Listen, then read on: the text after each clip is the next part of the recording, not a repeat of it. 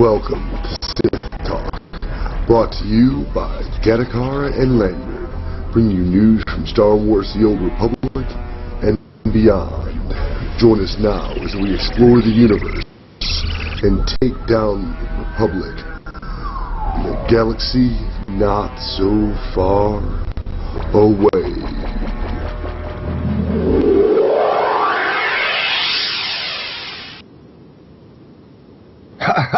He finally got it going. Hey guys, welcome back to SithTalk. And fuck, I didn't start recording. You didn't start recording. A double intro. Okay, so let's do it. Welcome everybody. Apparently now I'm ready. And so is Lanyard, thank God. We're all ready. I'd gotten so bored waiting for Lanyard to finally fix whatever he was messing up on his end that I've been doing the Harlem Shake to the SWTOR videos on SWTOR Strategies, which is a fantastic post. And I think the creativity that went into those videos is really awesome. It got me amped up to do the show. I don't understand what it is. Maybe it's the music, maybe it's the insanity of it, but I actually love it because I was hoping that Lanyard would cut to me while I was still doing the stupid dance. Well, then I tried. Have to edit in the music, and that would be a big pain in the ass. Yeah, so well, we're not doing a SithTalk Harlem Shake because there's only two of us, and it would look a little silly. So. No, it works just fine. You only have to grab however many friends you have available, and then one of them just sits there totally stone-faced waiting for the 15-second mark, and you just start fucking going nuts and waving your arms and stupid shit. We could probably do a name in progress, because there's three of us, and Kevin does have the horse head, so... Yeah, that would work out. May have to try that for the next name in progress. Tune in for the video. Yeah, if you're not watching it, you're a loser, so... Yeah. Well, if you guys didn't know, obviously I've been posting infrequently on our Facebook site. I had run into a few technical issues. We had run into a few financial issues. The flip side is when we come back this week, not only do we have lots of news to get everyone up to date on, plus a little bit of information that had been posted to the SWTOR Strategy site, and you guys get the privilege of not only hearing my slightly quieter background, but the people that are watching our video get to see my fantastic curtain behind me, which is fucking catching onto my chair. But now I'm actually in a recording area where, for lack of a better terminology, it's a closet. But the thing is that it's completely cut off from the rest of my house, so it allows for a little bit quieter environment. And it allows me to look like I'm looking at people when I'm doing the video, as opposed to looking off into the far reaches of space, which I guess in the idea of a SWTOR scientific podcast, it works out, or a science type podcast. Oh. It's interesting that I'm staring off into nowhere. But now, obviously, I'm staring right at the screen. I've got the screen in front of me. I've got my microphone, my fucking camera. I've got a blazing, 40-watt light above my head, thanks to CFL technology. And then I've got a blackout curtain behind me for those watching the video. For those not watching the video and listening to the audio, this has been a really long summary about nothing. That's right. Congratulations. That's right. Thank you for sticking. Just use your imagination. It's a movie. In your mind's eye. It's a movie Use in your mind. Indeed. But obviously everybody's heard about Harlem Shake. It's one of the internet memes that's all over the place. SWTOR Strategies was cool enough to link two videos, one of which I posted to my personal Facebook, and will then, of course, roll over to our SithTalk Facebook site.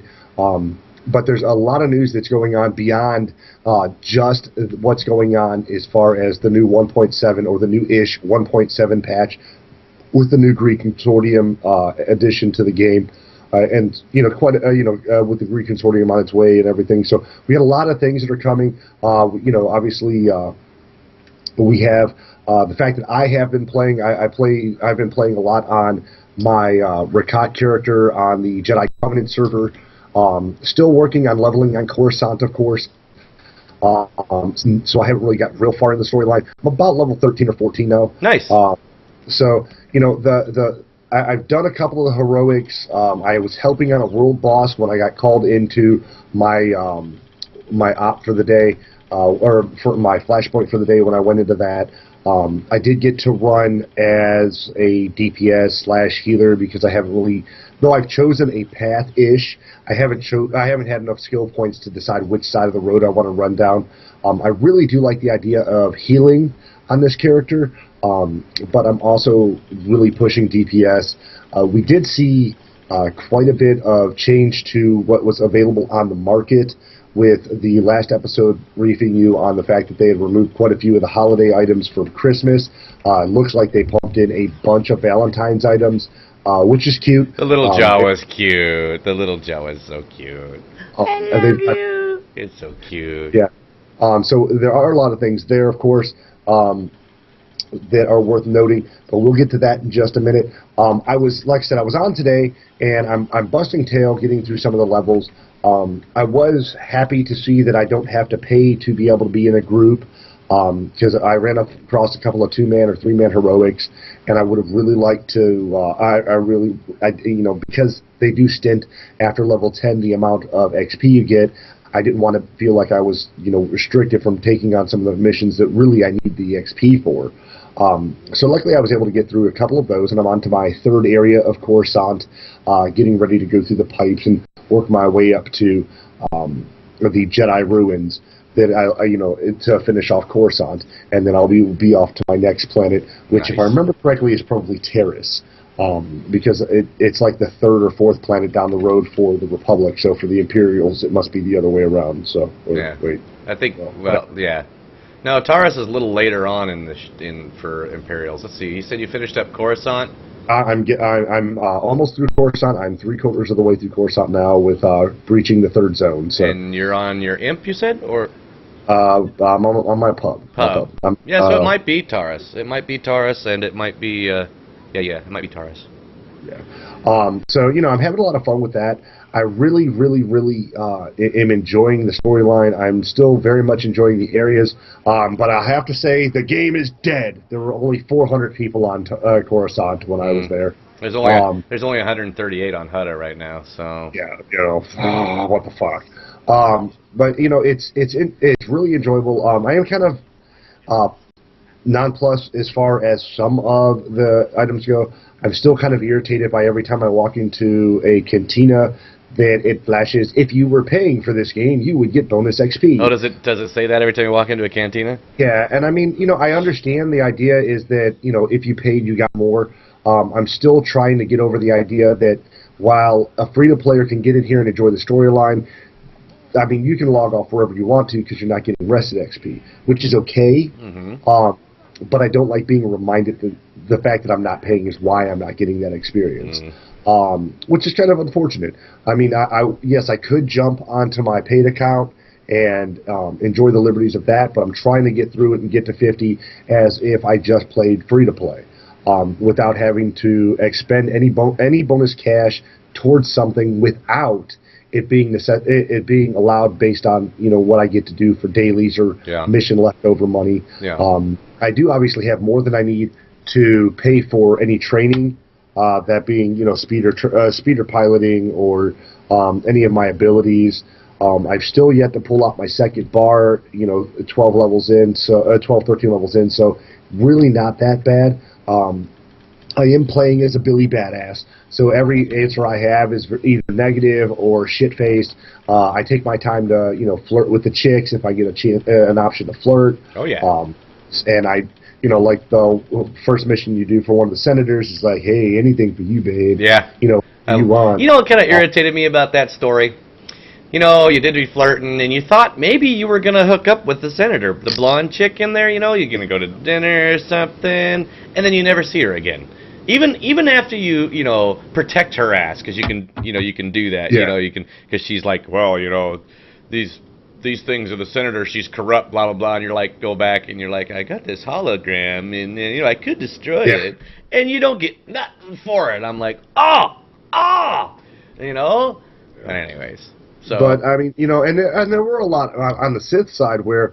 You sat there flirting with the Dark Lord for a couple of minutes, and suddenly you were, smacking skins. Yeah. And obviously the chick's got some major shit up her skirt because here she is trying to get you to muscle the guys that are over there out of it so that she doesn't get blown away for being the one that's actually pushing the issues and causing the problems when the other guys are actually working to work on order and structure, and she's trying to keep the scale tilted her way. Yeah. So it is interesting that while she is on the good guy side, she's playing an asshat. And at that point, you would think, let me slap some skins, and it would be good. But apparently, fucking not. No. That's like the girl, the bounty hunter, You know, the one Yeah. that betrays you because she's dating the guy that's stole your ship. You know, I don't know if you Right. get. I don't know if you ever got to layer because I just would shoot her every time. So Yeah. just because I I like mean, pissing that guy off. but you know, I want to let everybody know. I said this on the Name and Progress site, but you know, and maybe you guys don't listen to that one as well. If you don't, I encourage you to. We have just as much fun. We just cover a lot more than we do in Sith Talk. Yeah. I got a new Corsair HX 850. I cut a lot of shit on that show for paying for one with such a huge box and obviously unnecessary packaging materials. But I will have to admit it's kicked the shit out of the last two power supplies I've had. So it's well worth the money I put into it, all $100 and some of it. Got it up and running. System's running great. Game's running smooth. I am still having the same issues that I've had since the launch of the game, which is the game intermittently at the most inopportune times does decide to occasionally completely close out. Wow. I think it's your internet, man. No, it's not. It's the game that shuts out. I would assume it was my computer, but I had a buddy of mine go over most of my systems because I was having the same issue with BF3. We closed out any unnecessary background programs, updated all of my DirectX drivers, updated all of my Microsoft game-related drivers, made sure my graphics card was up to date. So nothing is out of date on my computer, and still I have the occasional crashes. Happened today. When I was getting ready to do said heroic, I was trying to get a group together. We had 3 people in the group. I was just waiting for everybody to get there. And sure as shit, 5 minutes into the group being formed, the game shut off. And I was in bed with you guys, so I was still shooting shit. Obviously, my computer wasn't shutting down, so I didn't know what the fuck's going on. Then we get in, and we're actually taking on the last of the bosses in that little heroic area. And luckily, it counted for me because I'd gotten the hits in and logged in right after she killed it. Otherwise, I probably would have had to run the whole shit again. Yeah. Abandon and retake the quest, which would have sucked balls. But got that done, so I'm happy with that. Still pissing Jorgen off. Have absolutely no... I don't even know how I'm getting love with this guy. You have no clue how many dickhead moves, dickhead responses I have to have. And then occasionally, he pipes up, in which case I have to tell him to shut up. Or else, I'm still gaining cred with him. It's not that I don't want to gain cred for the purpose of mission crits, but it's a free-to-play count. Only thing I picked up was bioanalysis, so I could bio trees or monsters that I kill and be done with them. Yep. So I don't really care what the fuck he does or what he says. I'm still being a douche. I also made it's the Zabrak, Republic side Zabrak, so he's a pinky. Not only is he a pinky, but he's got a scar on his face, which I've never done with any of my characters. I keep them very clean, no fatal mutilation, no obvious issues as far as how their skin looks. No pock marks, no sunburn, no dust marks. Nothing like that. Yeah. With this guy, I went with the 3-line scar down the side of the face to make it look like he was attacked by who knows what. And then Shaving. of course. Yeah, maybe. Shaving accident. He was part of one of his horns. And, shit. Maybe. We tried again. Not again. 3 times the charm. Yeah. I mean, we all have shaving mistakes.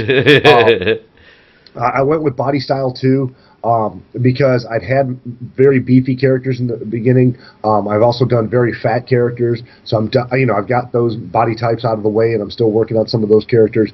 And I've never and will never do a body type 1. There's no reason for that kind of anorexia on the planet, let alone in the galaxy. No. He didn't grow up on Tatooine, surviving off of vapor condensers and womp rats. Well, so even Luke looked okay.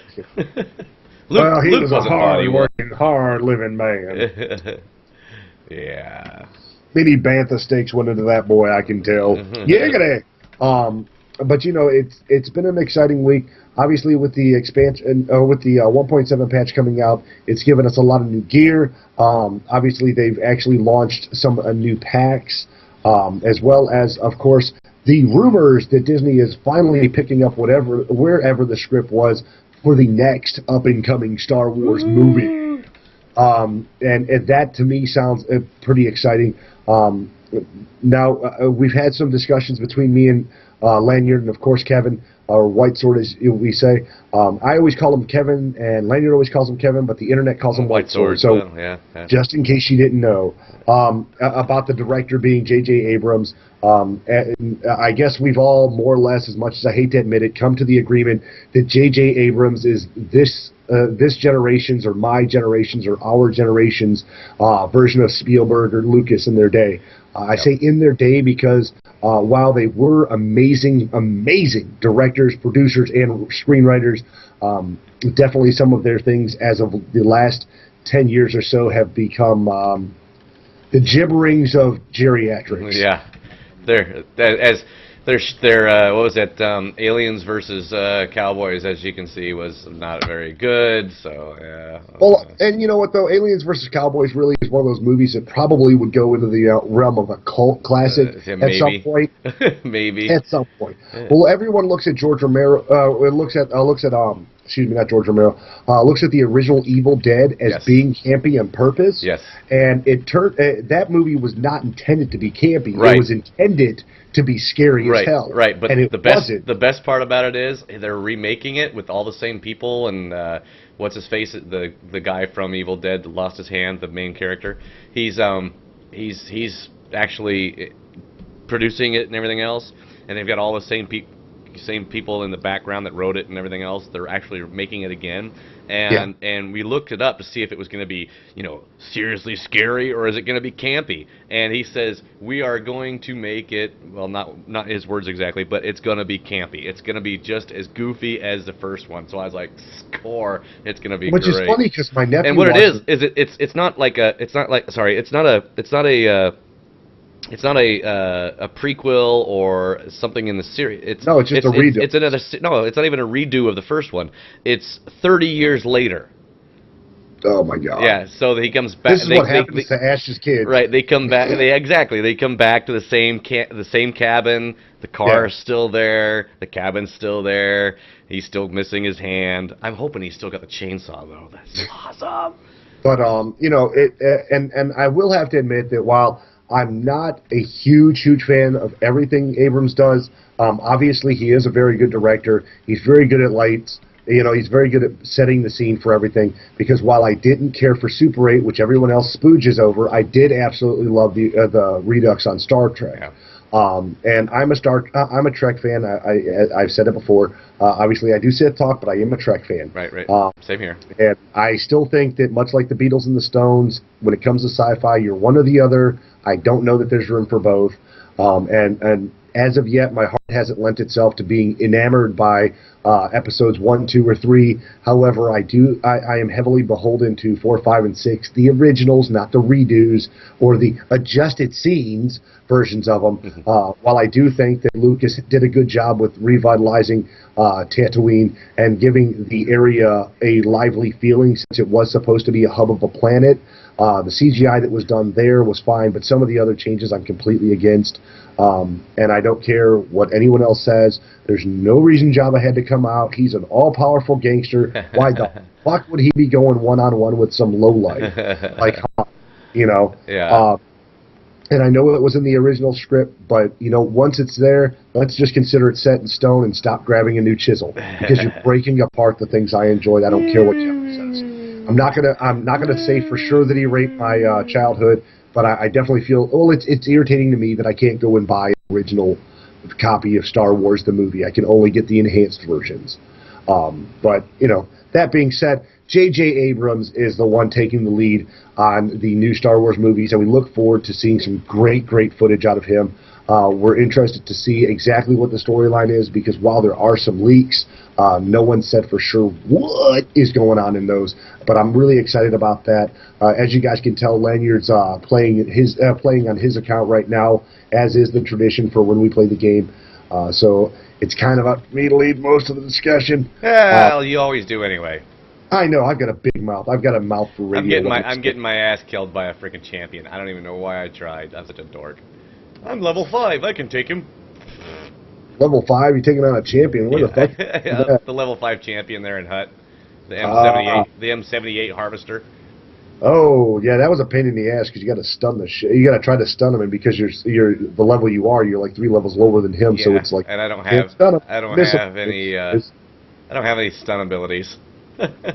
So that And the only was self heal is the racial that you can only use out of combat. So right. run, motherfucker, I run! ran over here to the medical droid hoping for the best, but Yeah, that brought him out of. He went back and sat on his spot. reset his Yeah, aggro. Cool. yeah, and which is good because that was kind of insane and stupid for me to do. But he drops really good gear, which is like, I really could use that. But yeah, I did have a lot of fun. I'm still enjoying the game. I did see a lot of things on the market, but we'll probably cover those closer to under the news area. But I had a lot of fun, last couple of days playing Star Wars since I got my computer back up and running. As I said, I started a second account on my wife's computer because I wanted to check out what it was like to play on a PvE server. I also wanted to find out what it was like to play a completely free account. And I had to make sure that I didn't tempt myself. Because I knew if I played a character as if it was free, I would be tempted to send money for my alts. Right. And I didn't want that to even remotely be a possibility. So I cut the apron string, so to speak, and went ahead and got the free-to-play account going. And it's been a ton of fun. Yeah. I can't really complain. The world, the people around me are, they're hit or miss as far as what they think of the game. I don't know if it's just free-to-players complaining or if it's the pay-to-players that are complaining. And it's the same shit we've heard since day one. Yeah. Oh, EA's killing the game. Well, EA bought the game now and kicked all the good things of BioWare out the door. Which I can't agree with, but I can't disagree with either. I definitely feel that there's a little bit missing, but at this level, I don't see it. On my 50, I barely see it. I look forward to having the additional planet, the additional levels, to be able to churn out, just so that I can see what they do with the storyline beyond when we left off at Ilum. Where the hell's the damn Datacron? It's on this hill. What the fuck? I should see it. Are you talking about the one that's all the way up top? Yeah, you know that you go up the hill and then you have to drop down a little to the side, and there's a Datacron right there. You climb up the little fallen pipe and run along the ledge. Well, I'm on that hill and I see no Datacron, unless as a free-to-player you're not allowed to see them. I can get Datacrons. I got the Presence Datacron on Shit. Coruscant, and I actually got it by accident. I might be on the wrong hill, but I don't think that I am. If you're talking about the one that's on the island, it's behind not one the of the one main. Not the one on the island. The one that's on that little hill. You got to go to the hill and then you drop down along the side. It's way up top. It's kind of retarded to get, if I remember correctly. Well, then maybe I'm on the wrong hill. And then fine. Yeah. Screw it, I'm on the wrong hill. Whatever, man. Okay, fine. Whatever. But nonetheless, we do have a fair amount of news. So when Lanyard is somewhere safe, I will have him cue up the news. Queuing up the news. Here's your galactic news. Look what you missed while you were sleeping. Alright, so obviously we've had a new patch, the Return of the Gree. So of course there's a new event, the Relics of the Gree, on the Western Ice Shelf. You've got a starship called the Grey Secant. Yeah, I'll go with Secant. That sounds good. Yeah. You've got some great new items there. Of course, legacy titles are now unlocked. Can now be unlocked in your character sheet. So your legacy titles that occupy the slot below your name in your nameplate, and once unlocked, they are available to all characters in your legacy. Your legacy surname, legacy title, surname are independent and can be toggled separately. So that's definitely an interesting change. As far as the cartel market goes, the cartel has been cartel market had been updated to differentiate between character titles and legacy titles, so that if you get something, it's legacy wide, you will know right away, as opposed to it saying legacy title unlock and not knowing whether or not it's legacy. Gotcha. Okay, I got you. It makes sense now, but I was completely confused as to what the fuck a legacy title was. But now it makes sense. I'm like, that just is so simple, duh. But I was like, what? And of course, as is with every patch, it seems to be since we went free to play, a new cartel pack called the Space Pirates Cartel pack is now available on the market for 360 coins. Not a bad price. What I think is most interesting is instead of making you buy them at 360 per, you can also do what everyone's going to probably do anyway and buy a whole shit ton of them all at once for a 15% discount for a limited time. But nonetheless, that's pretty killer. You get a hyper crate, which gives you 24 chances at all the awesome shit you could possibly want on there. I think that's really cool. It's it's a little bit of a price saver there. Because they know that most of us that are subscribed are going to buy these anyway. What's the point at looking at it like, oh, well, he's just going to buy one and then he's done? No, hey, I want to buy 10. You know, I want to buy 20. And it really does maximize your chance for getting the rarest of rare drops and either making you a shit ton of money on the auction house or just giving you exactly what you wanted. Now, I haven't gotten my income tax just yet, so I hadn't bought any of these. I'm really looking forward to it. I also want to update my account, so I'm paid for a year in advance, so I don't have to think about it anymore. That's a good idea. I'm always tweaking out about it. But that way I can have my main account paid in full and then have some extra coins in my slot so in case I decide to buy something else or do something else, I can. Anyway, so they also got the It's a Surprise and I Love You Jawagrams now available for a small price of 20 cartel coins, but it says it's a consumable. Yep. Being that, it really makes me worried. I don't like the idea of consumables. I mean, like, if I get a Jawa that pops out, I love you, whatever, however he says it, you know, I really would love to see that and have that, but I want it to be something that comes out all the time. You know, you have enough down day. What's cuter than a Jawa going, I love you? Well, I don't know. I didn't see the original, you know, during Valentine's, that maybe it was during the Valentine's, it was, I don't know, permanent, but I kind of understand the consumable thing. Because I'm pretty sure that you can buy it and then send it to somebody. Right. So like a Valentine's Day card. And if you're if you're gonna keep it for yourself, well, buy a bunch of them. Yeah. And I mean, at 20 cartel coins, really, as often as you're going to probably utilize that package, it probably doesn't hurt to purchase a shit ton of them for fun. What is that, like 50 cents? It ends up being about 25, 30 cents in the overall. But so it's not, I mean, it's not super expensive. It's a way for you to use those small amounts of coin you have left over. A lot of the packages, you know, you really don't have anything for 40 or, you know, the 50 coin marker. So that does kind of work out pretty well with rounding out the edges of your cartel spendage. Sure. And also with the new system came the new discounts, of course, that being the blockade runners being 5% off. 5%, not a real deep discount there, BioWare. Why don't we go ahead and, you know, do some, 25% off on the packs? You know that's what everybody's buying anyway. That's why it's not that cheap.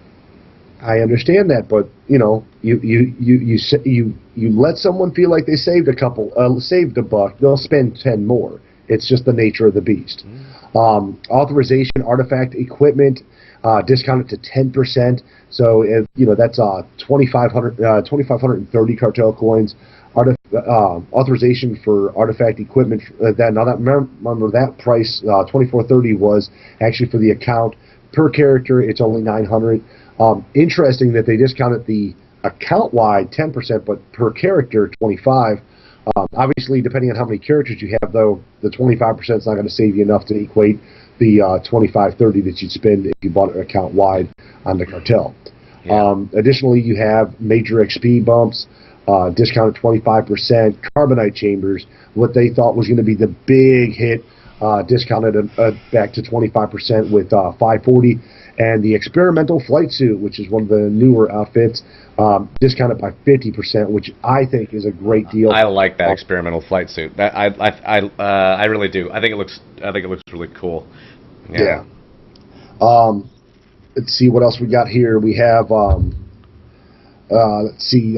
access to Section X. They removed the discount from that. The cost of it is effectively $540 now. For a character, for your account, $12.15. Cargo areas, of course, these are all expiring.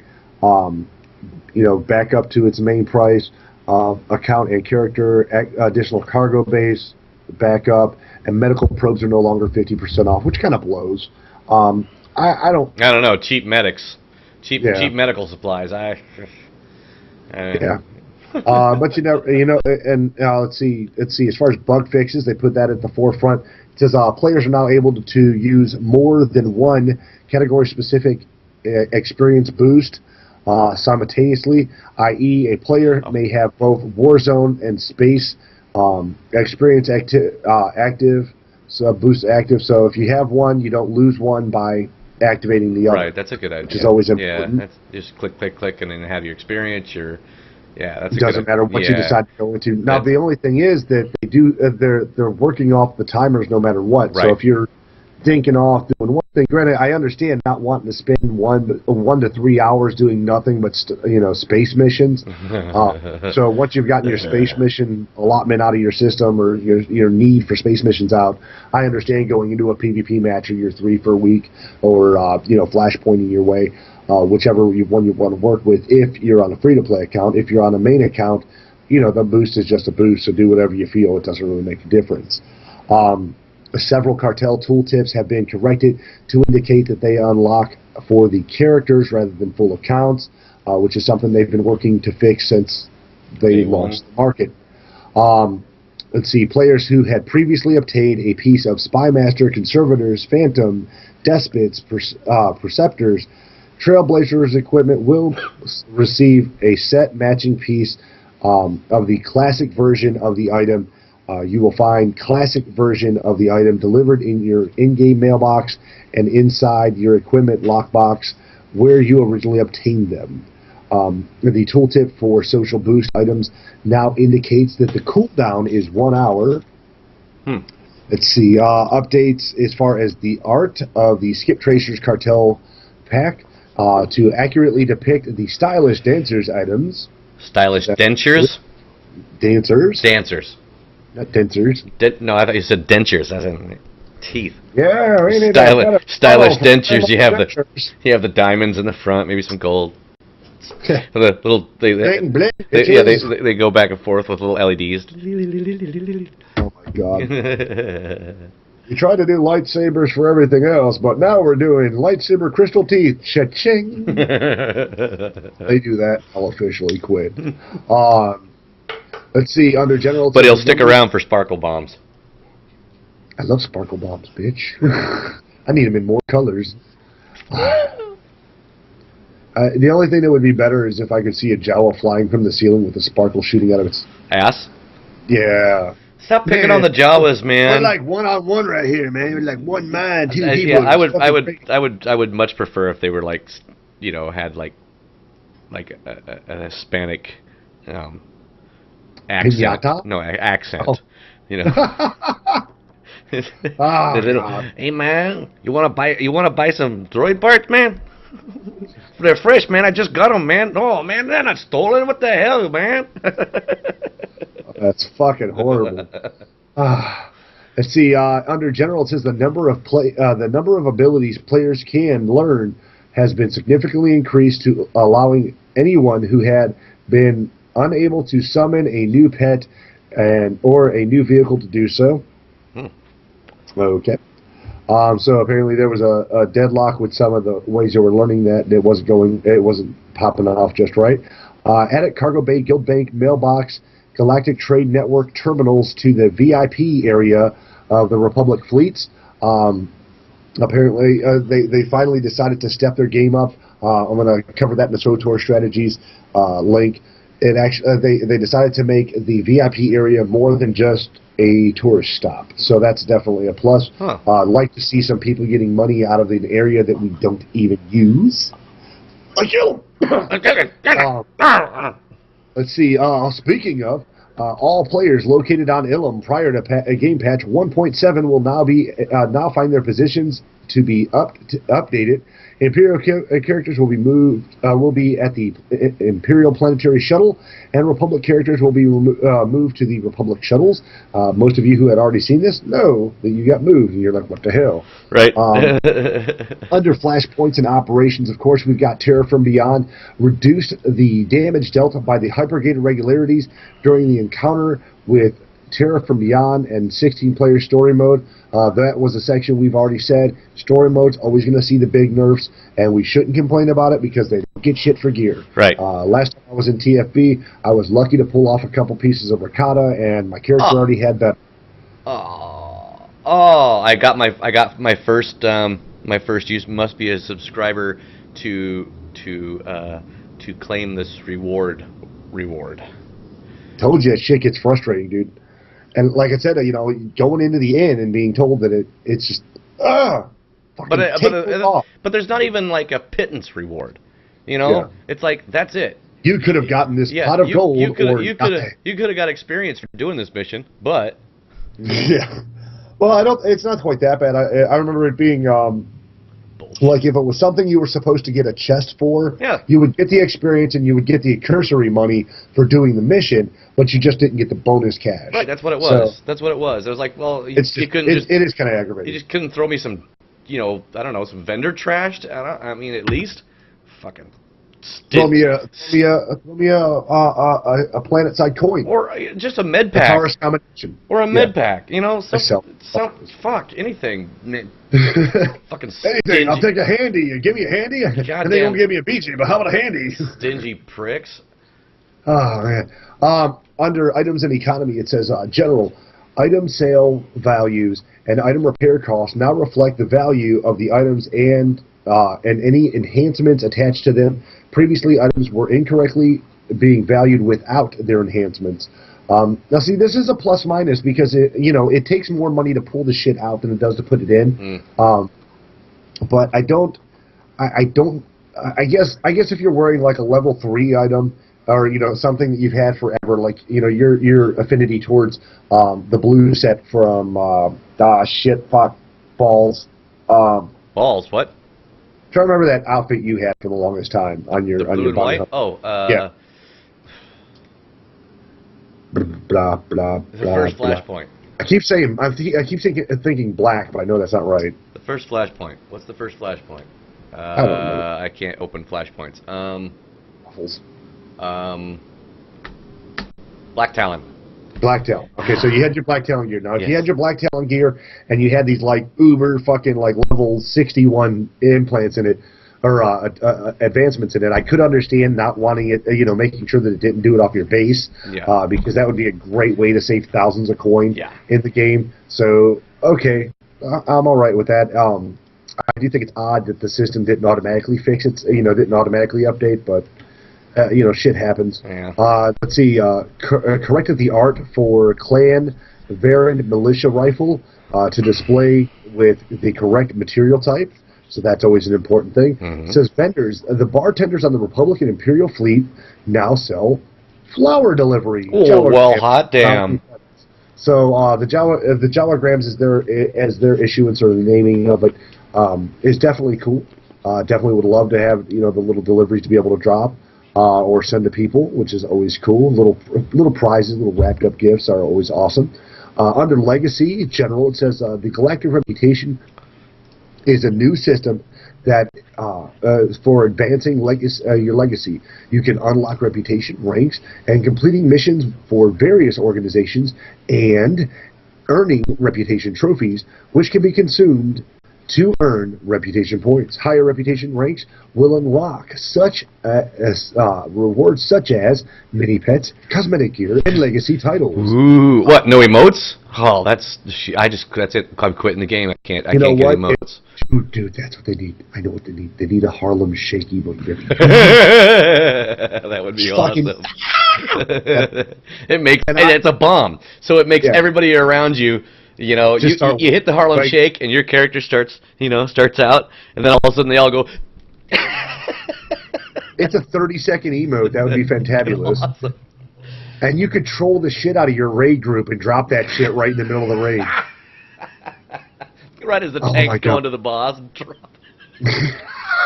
The boss starts shaking. And I'm sorry for anybody who's tired of that internet meme already. I absolutely love it. And the reason I love it so much is because I'm into techno, I'm into dubstep, and I'm into electric or house music.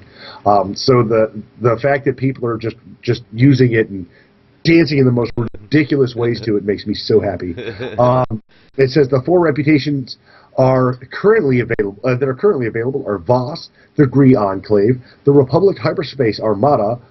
Wow, that sounds so cool.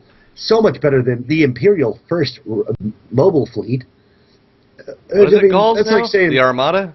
the Republic Hyperspace Armada versus that the sounds Imperial cool. First Mobile Fleet. It sounds like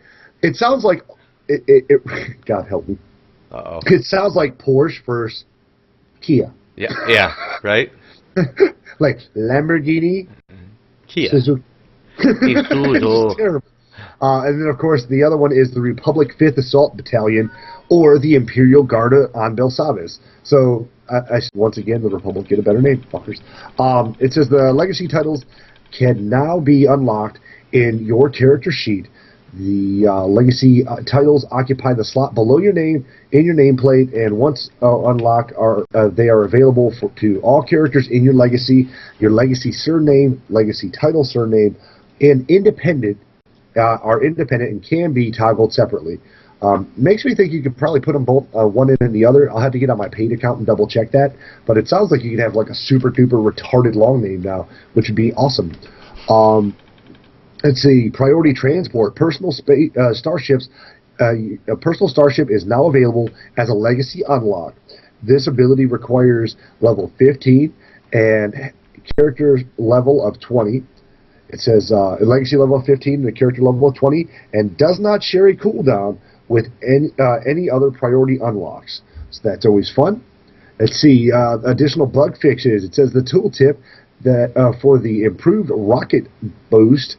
Legacy unlocks now properly indicate that you will have that it will have no effect on player speed without first unlocking rocket boost first. I don't know how anybody bought the improved without buying the regular, and how that doesn't make any sense. But if you guys did it, well, you can't. Way to go! Yeah. You've messed it up for everybody else. Let's see, it also says the legacy character unlock for the Imperial version of the HK-51 is now properly restricted to Imperial characters. Really, I don't see how that was a big issue. But, yeah, whatever.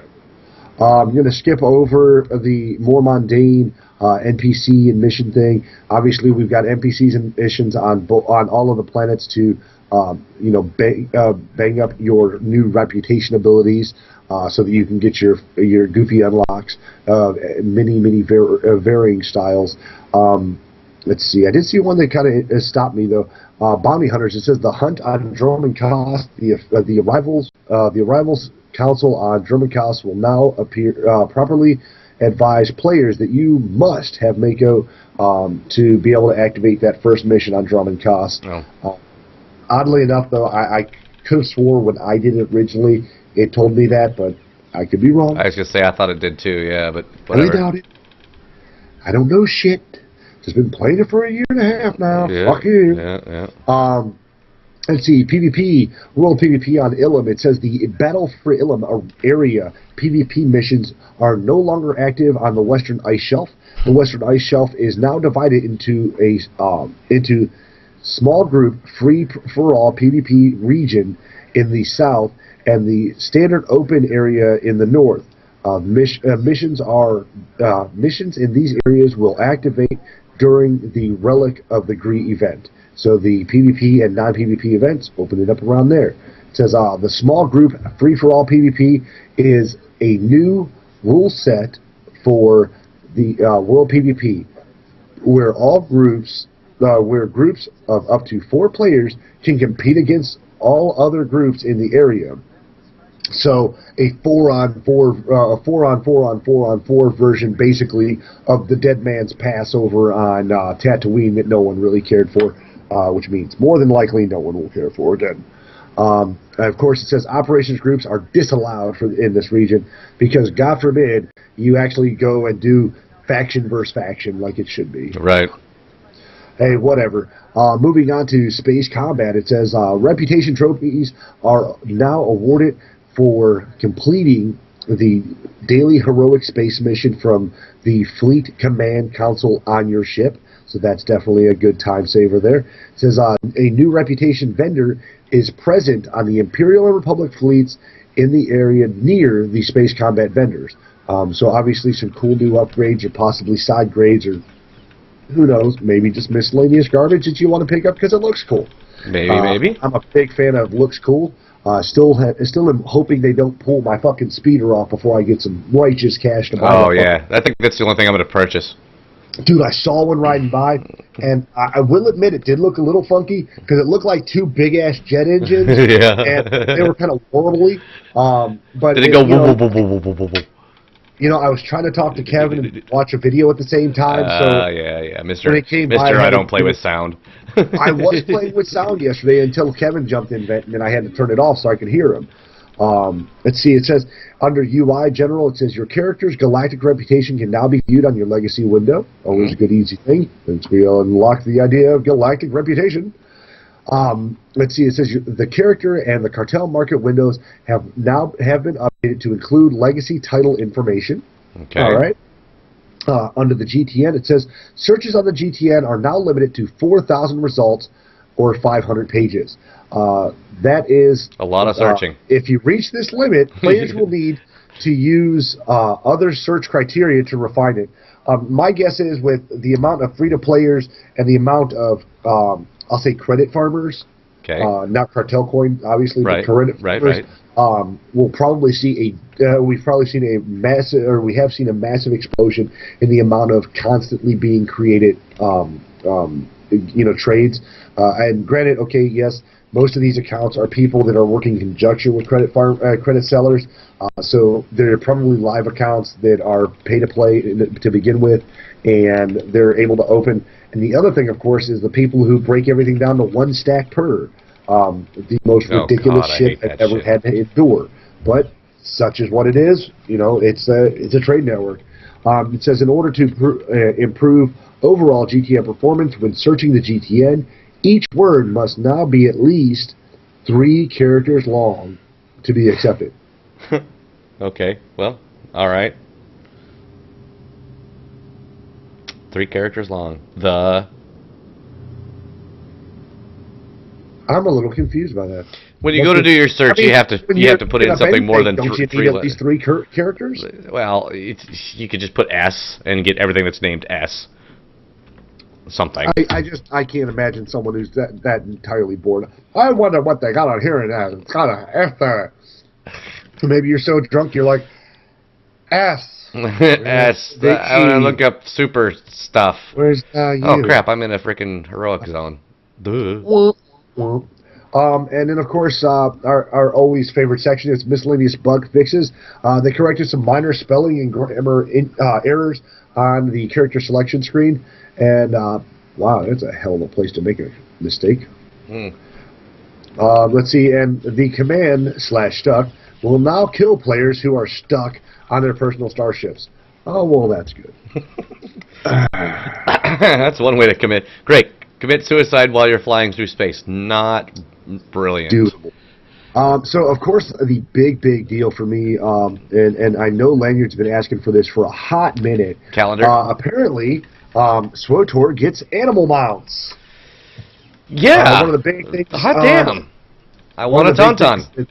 That's been on the forums for a long time, and has, of course, been a request from a lot of people because Luke rode a tauntaun. Why the fuck can't I?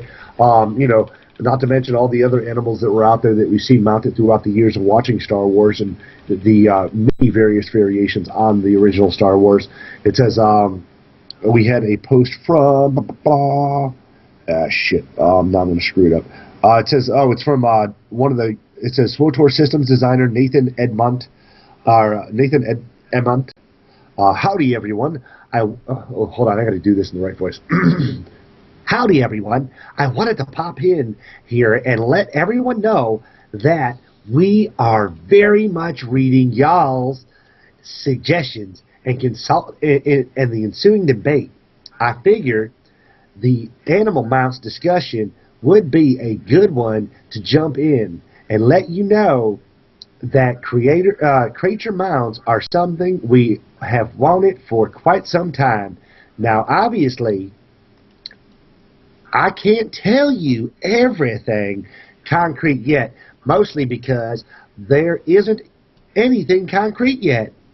But I can tell you that Hoth doesn't feel right without being able to ride a tauntaun. There you go. In other words, it's in the works. And when do we get to it? I mean, it's great that they're addressing the issue that we've been asking for animal mounts. Obviously, being that it's a neo-technical world, we want the tech stuff. We like the speeders as they are. But being that they're not over the top fast, there's no reason we couldn't get on an animal mount that was of equal speed. Right. None of them actually fly beyond a couple of hovering inches off the ground, so it's not like it's that big of a deal to say, let's get an animal in there and ride on. And most of us who have been playing MMOs for a long time are used to those four-legged or two-legged mounts, not to even trying to look past my fantabulous dragon mounts in World of Warcraft, because I have dozens of those. Or like 4. Oh, man. And they were all the 4-leggeds. I never did get a Drake. Oh, I got the Proto Drakes, the Drakes. I was able to get the Nixia mount.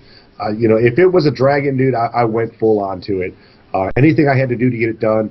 The 4-legged mounts were okay, but being that I could fly way above everybody else, dude, it was just epic to be able to get on one of those.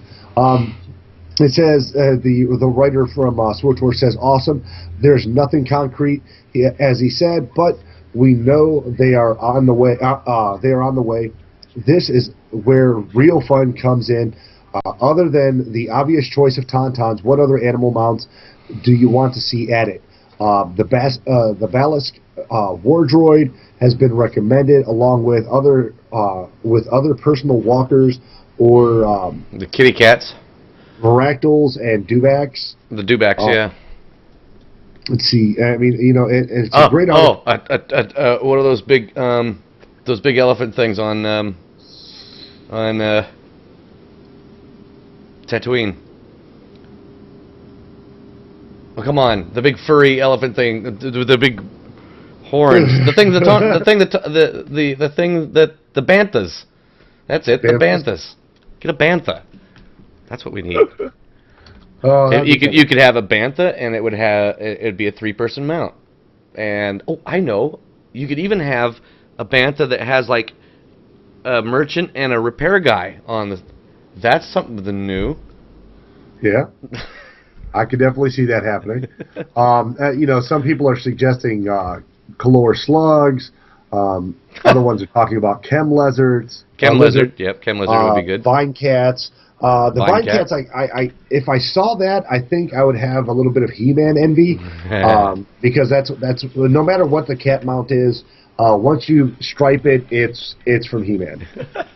It's just the way it is. Green or any other color, it really doesn't matter. Well, but we definitely see that coming. The cat, that last cat that you mentioned would have been from episode 2 or 3, where they were trapped and Obi-Wan was riding or no, it wasn't Obi-Wan, it was Dipshit.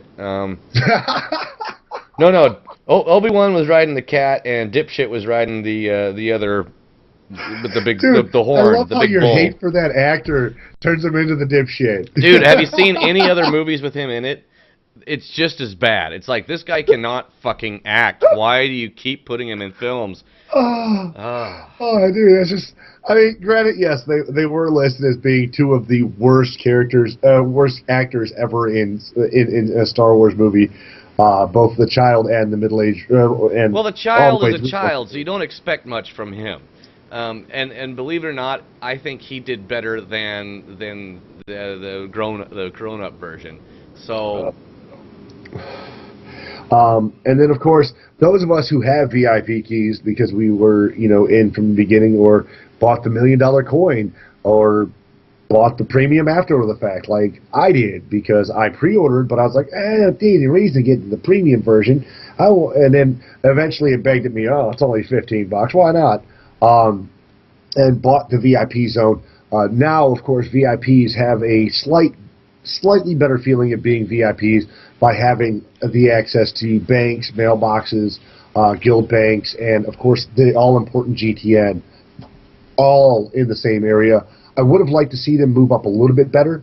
I think they really could have, whether it was the idea of putting in specialty item vendors, and I know that's exclusivity, but fuck you. People pay more for a game, they deserve a little bit more. I think it would have been cool if they had like a George Lucas character up there, just sitting back, hanging out. They do. No, just... He's a hut. Oh, is he a hut? No, I would have liked to see some nameplates or name tags on those characters up in that area. Yeah. That was one of the things that always got to me, was I didn't like the fact that while there were all these characters up there, they were really anonymous. I mean, they were just characters, you know. Now, I don't know that that's the case on the VIP lounge for the Republic, but I know that's how it looks for the Imperials. It is. And there is a couple of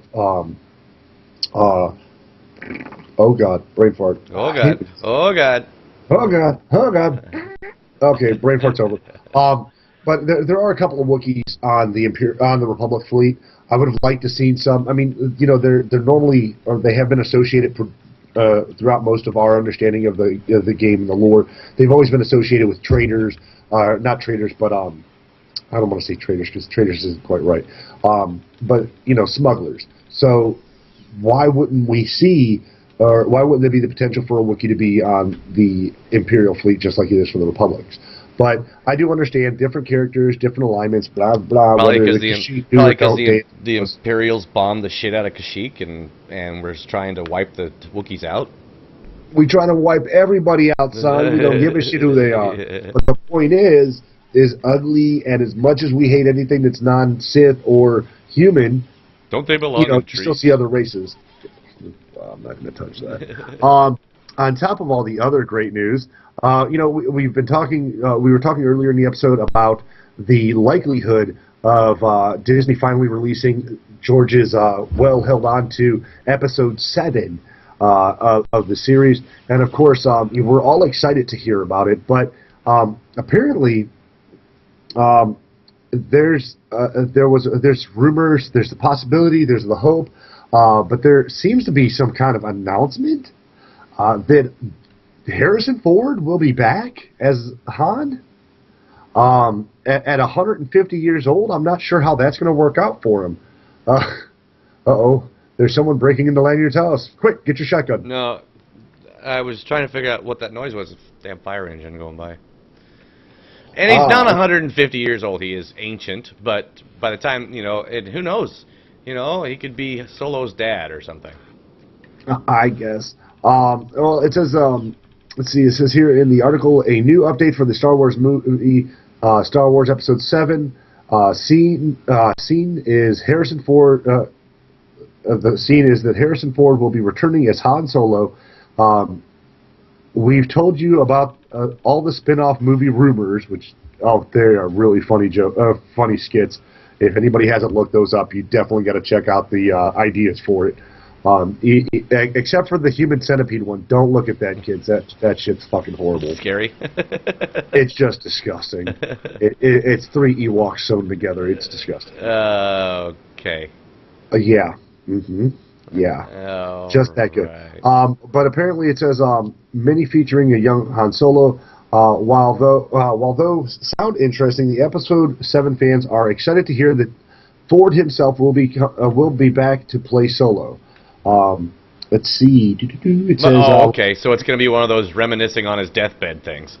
Well, I mean, depending on how far we're saying that 7 is after 6, it could be.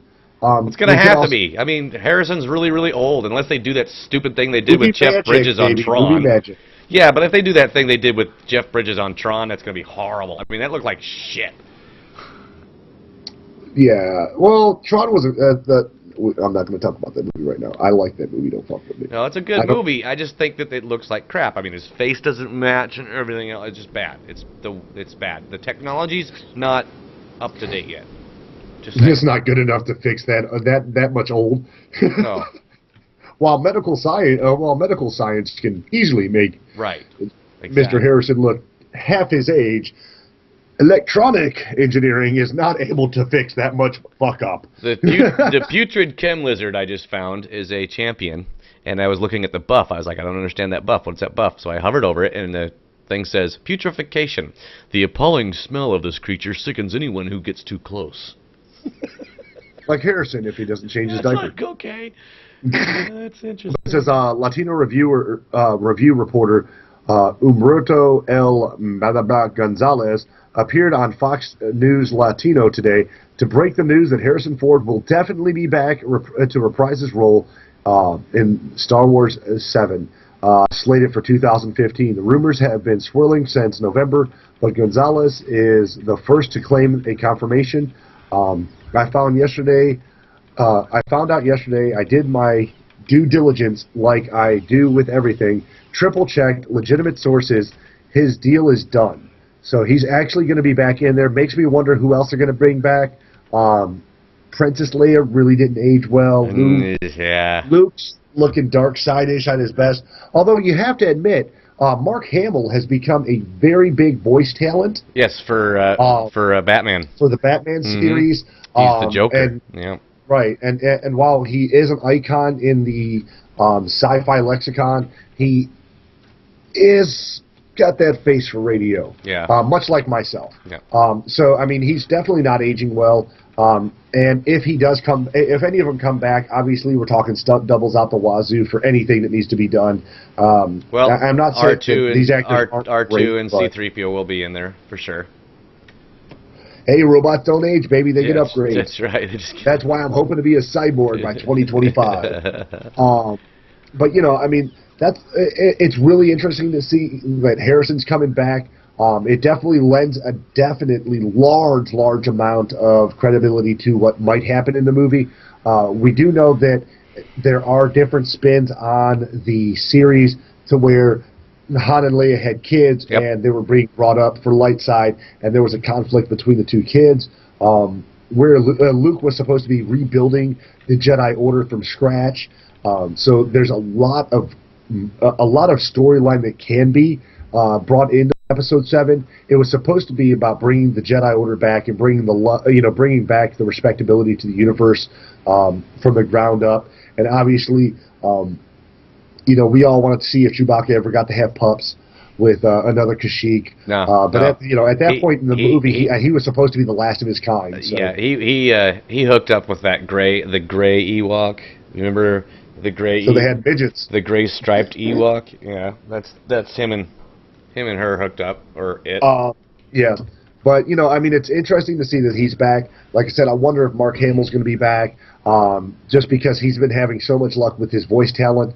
That he ends up being a marquee title, even though he hasn't been in a lot of major movies. Yeah. But it will be interesting to see how much of Harrison or Hamill will be into the movie. Myself, I don't see them being the biggest parts of, but very rarely do we get to see a classic character reprised in the movie that they were in, let's face it, over 30 years ago now, or nearly 30 years ago now. No, it's over 30 years because... that we're talking about the 80s was the last time we saw a Star Wars movie. So 74 or 70 something. Well, like around 75 would have been the original. Yeah. The last one being the Empire Strikes Back Return of the Jedi was the last one. Yeah, 85 and or something like that. That was in the 80s. So I mean, we're talking me just barely out of diapers, and I'm 35 now. So guaranteed 30 years. I saw Star Wars. I saw Star Wars in the theater. Episode 4. I saw it on TV the first time. But I'm really interested to see what happens with that crew. I would like to see a lot more come out of it as far as what could potentially happen. Obviously, we know that there is a big swoop behind it. We want to see more and more people behind it. I really hope that when it comes out that while Lucas might be on the creative board, that he's not allowed to produce, he's not allowed to direct, he's not allowed to touch anything, period. Yeah. He's literally, hopefully, just going to be the writer. Of course, there are some things on here. Return of the Jedi, 83. 83. Okay. So there you go. So, I mean, we're still talking 32 years ago now? Empire was 80. And 77 was New Hope. But apparently, the rumored, the only confirmed character that's coming back to the show right now is Harrison Ford, As according to Han IMDb. Solo. Mark Hamill is rumored to be coming back. Of course, Carrie Fisher is rumored to be coming back, and Anthony Daniels, the actor behind C-3PO, is rumored to be coming back. Well, he can still fit in the outfit, which is great. Lucas is apparently on as creative consultant only. Yep. So hopefully he doesn't get to breathe too much life into it. The director/producer, of course, is going to be J.J. Abrams, with Ryan Burke and Caitlin Kennedy. Of course, we don't have anything as far as what the initial story is going to be of it. I really do hope. I do hope that this isn't a turd. I can't imagine Abrams doing a really bad movie. I don't think so. Right now, I mean, we've got things, what is it? He's working on, we've got Star Trek Into the Darkness. It's supposed to be out this year. May. They've already slated Star Trek 3. Yeah. He's also doing a Portal and Half-Life movie. He's doing a sequel to the Cloverfield movie, which, as much as I say I don't like his directing style, Cloverfield was horrible. Cloverfield was a good movie with it was during a big Gonzo feel. Everybody was going for Gonzo handicam shots. Yeah, but it was a horrible film. I don't know. I enjoyed it. There was just enough suspense, and the right people got killed for me to enjoy it, and it had the greatest ending ever. The two people you thought were going to make it fucking die. Blow up. And that made me infinitely happier. I think JJ should do the Warcraft movie, but he's not. It's somebody else. They said somebody else was doing it, and I have no idea who it was, some director. I was like, who the hell's doing that? I didn't even look him up. But the Warcraft movie, for those people that are curious, is actually in the makes now, and it's not a rumor, but... But I just hope they do it in CGI. Looking at his IMDb portfolio, it looks like, and I have to say, it has gotten better and better as the time has gone by.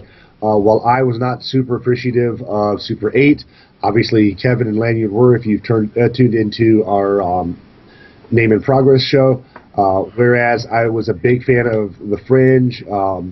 Obviously, no one can beat out the insurpassable crowd that followed Lost forever. Although I tried to watch it, I was really confused within a mere episode or two. But I love what he did with Star Trek. I hope that, because in Star Trek he really brought the story to life for me. Not just because it was a retelling that pissed off the other half of the Star Trek universe, which anytime you fuck with the original, you're going to get complaints from the people who love it. Right, and I was going to be. I went there pretty skeptical too, because I was reading up on it and I'm like, these guys were never in, they weren't all together in the same academy, they weren't on the same ship together at the beginning.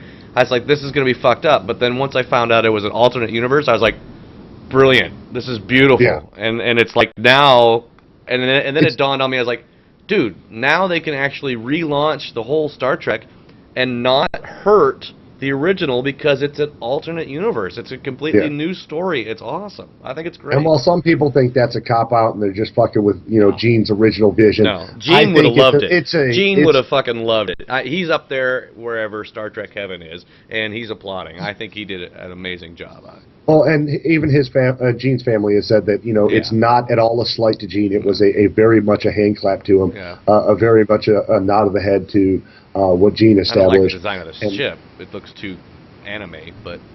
Well, I really did enjoy just about everything, and I own the movie, so I've watched it, 10, 15, 20 times.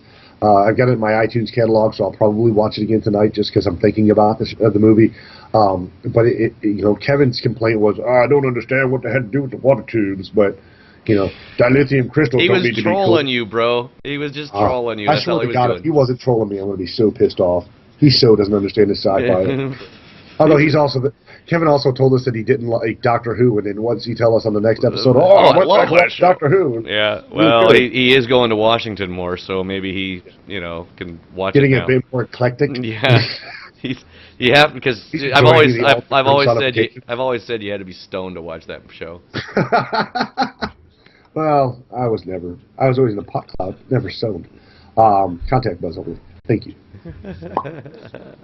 But no, I mean, I do look forward to it. Obviously, with Harrison Ford dropping in, it does once again lend a bit of credibility to what could happen and the likely storylines.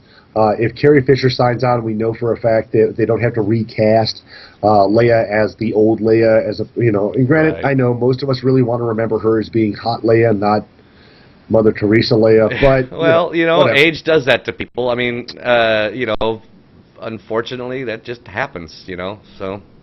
And that's why nerds get out of your house, try to date. Yeah, So you can get that nerdy chick who wear that outfit for that's you. You right. don't have to worry about It's- old Leia. Yeah, nothing like a 19-year-old, white dress braless. That was awesome. That was brilliant. So there's a lot of stuff there to look forward to as far as the new movie goes. I definitely got to get on my paid account and check out some of these new areas and new abilities. I am kind of frustrated that I didn't get in, and I wasn't able to get onto that account today or this week and check it out because I really was trying to focus in on my free-to-play account. I like that challenge. I like the idea of trying to make myself get to 50 without being able to, just sit on the ship and do what I do. Of course, a lot of people on the planet were joking, hey, fuck the storyline. I can just grind my way. And really, as fast as the mobs respawn with 400 people on the fucking planet, 200 or so per instance, really not that hard to find a mob. I mean, you could literally kill them, turn around, and kill them again. Yep.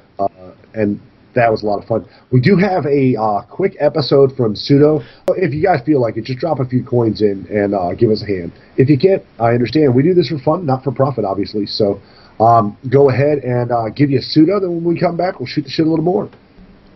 Hello everyone, this is Sudo, your Galactic Librarian, picking back up with Skyborn Chapter 3. No lesser reason could explain why the riders completely took their positions not in the circle eternal itself, but along the raised perimeter. The villagers had watched Adari's hearing from here. Now the Neshtavar were watching her in the circle, marching along behind Corson. Behind them, the visitors filled in, forming their own inner perimeter over which the Neshtavar strained to see. Isuri Dawes looked small, standing beneath a column 3 times his height that served as the sundial's gnomon. Normally, it had made him seem larger. Not today. He limped forward and greeted Corson and company with Makosh words of praise before turning to the audience. Straining to see over the line of visitors, Isuri made the declaration official. These were the Skyborn, he said, come down from the very mountain from which the servants had brought back the law centuries earlier. It wasn't the same mountain, Adari knew. Perhaps the text would be changed later, but Isuri ignored the detail for now.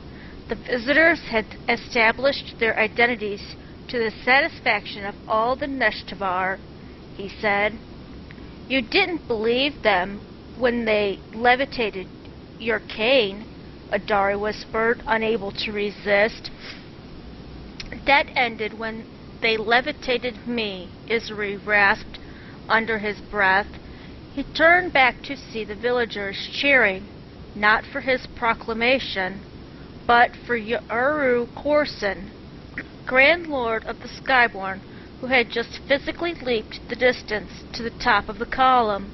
When the cheering finally died down, Corson spoke in the Kashari words that his interlocutor, the honored Adari Val, daughter of the Skyborn, had taught him that morning. We have come from above, as you say, he said, deep voice carrying to all. We have come to visit the land that was a piece of us, and the people of that land, and Kesh has welcomed us. More cheering. We will found a temple atop the mountain of discovery, he continued. We will be many months in labor there, tending to the vessel that brought us and communing with the heavens. and in that time we will make our home here in Tov with our children, aided by the Neshtavar, who were such good stewards here in our absence. They will leave here today, taking wing to all corners of Kesh to spread the word of our arrival and find the artisans we require. He spoke over the applause. We are the Skyborn, and we will return to the stars. Happy Chaos. Adari's younger son, Tona, squirmed against her. She spied her mother and Finn at an honored place just outside the circle, beaming happily. Adari looked up at Corson and swallowed hard. It was all so perfect, and all was so wrong. Okay, everyone, that's the end of Chapter 3 of Skyborn. I will start with Chapter 4 next week. And thank you, Sudo, for another great episode of the Galactic Librarian. Hope to have Brutus back soon. I know he's tied up in about 1,000 different things. Oh, Lanyard's shaking his head at me. What the fuck? Lanyard, you're still muted, buddy. I got pseudo stuff added in there so people saw the thing switching back and forth a few times, and then all of a sudden I hit this wrong button and the whole screen collapsed on me, and I'm a complete screw up. And then when I finally got it all set, I said, okay, let's go to pseudo, and I turned on the news. Oh, like, fuck me. And then of course in the meantime, poor Lanny level 6 got owned by a bunch of people, so I had to resurrect. But this was a good one. Yes, they are triumphant, and they're starting their city, and everybody's cheering. It's very cool.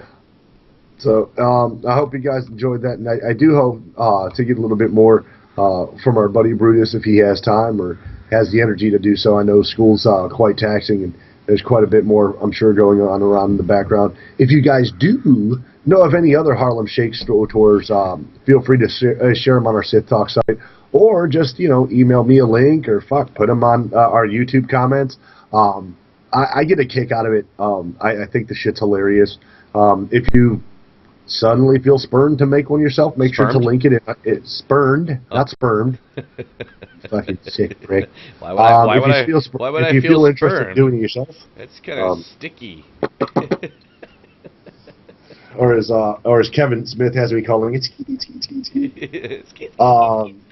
Yeah, if you feel like getting your tour skied on with Harlem Shake, let us know. As long as it's not a Harlem Man Shake, we'll be happy to check that video out.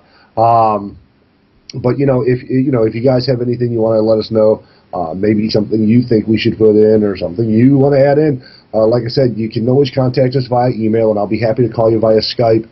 Record any of your input. If you're a free-to-player and you're interested in the game, let me know what you think. I want to hear from some free-to-players other than my known self. Obviously, Lanyard switched over to more or less free-to-play by not so much choice, but by circumstance. Myself more by choice than circumstance so far. Obviously, we ran into a little bit of a difficulty having delayed the show for 2 weeks, and we thank you guys for holding out and holding on. We have been pushing hard to get Name in Progress to a paid podcast, which we did this last week, and we were able to re-up the SithTalk account, so that's definitely good. And we would like to actually launch our own website. Unfortunately, that means we have to find a permanent source of income for that particular site, as opposed to it coming out of our paychecks each week, because sometimes paychecks are less skinnier than others. Podcasting is not a game I got into to make money. I got into it because I like sharing my opinion with other folks. Video casting is just a free version of that. Free-ish version of that, because it allows us to upload as many videos as we want without a limit beyond 2 to 3 hours with our current SithTalk account on YouTube. But nonetheless, we do thank you guys for hanging out. We definitely want to encourage you guys to send us your own submissions. Let us know what you're thinking. Still looking to hit about 25 reviews on iTunes if possible. Still a very big goal of mine. We've been stuck at 17 for a while. So if you're a new listener checking us out, The other thing is we did recently list all of our almost all of our episodes on archive.org under the SithTalk full episode library. So if you want to check out some of our older stuff, you can actually head over to archive.org, type in the SithTalk podcast, and be able to pull that up there. I made sure to list it that way in case any of us had hard drive failures, because for some odd reason iTunes wasn't listing every episode we have. So those of you who are joining us late in the episodes and are like, man, what happened to these guys? Definitely feel free to go and check out our original episodes there. And as always, we thank you for joining us, and we'll see you in the pit. Thank you again for joining us here on Sith Talk. Lanyard and Dadakar look forward to talking with you next week. Remember to follow us on Twitter at SithTalk, or stop by our Facebook page at facebook.com/SithTalk. And of course our Gmail is SithTalk@gmail.com. This music brought to you by freeplay.com. And remember, peace is a lie. There is only passion. Through passion I gain strength. Through strength I gain power. Through power I gain victory. Through victory my chains are broken. The Force shall free me.